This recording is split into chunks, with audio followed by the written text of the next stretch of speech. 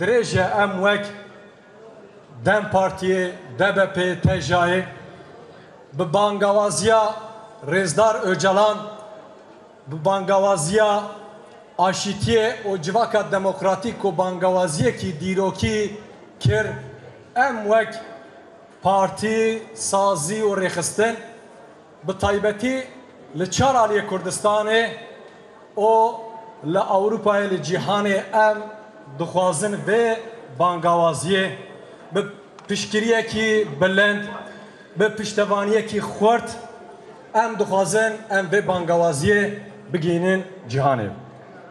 Belê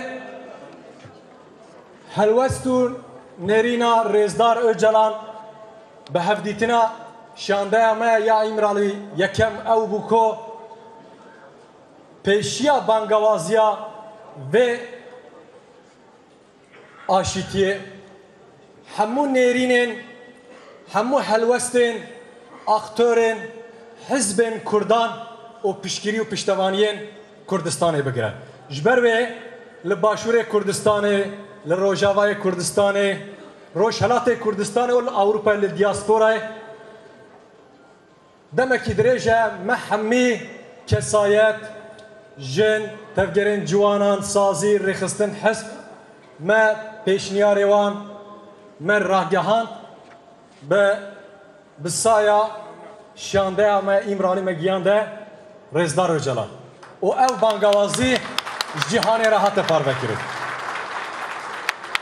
Hemî Kurd em tev jî zanin Kurd li Rojhilata navîn îro xwedî biryarin û bi esrarin ku pêşengtiya du tiştên cîhanî, du tiştên mêjûyî ya dîrokî dikin.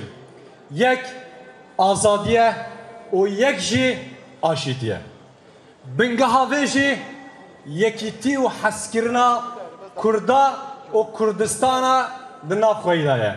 Îro ev civîn, ev konferans em hêvîdarin wê nîşaneya wê tacîdar bibe ku Kurd ji hevûdûra yekrêzî, heskirin, yekîtî û helwestê azadiyê îro li gel hevin û wê li ser vê bingehê, li ser vê esasê wê Kurd li erdnîgariya xwe, li welatê xwe, Rojhilata navîn cîhanê bibine gelekî qedîm, gelekî dîrokî, gelekî ku helwestên azadiyê û aşîtî dixwazin.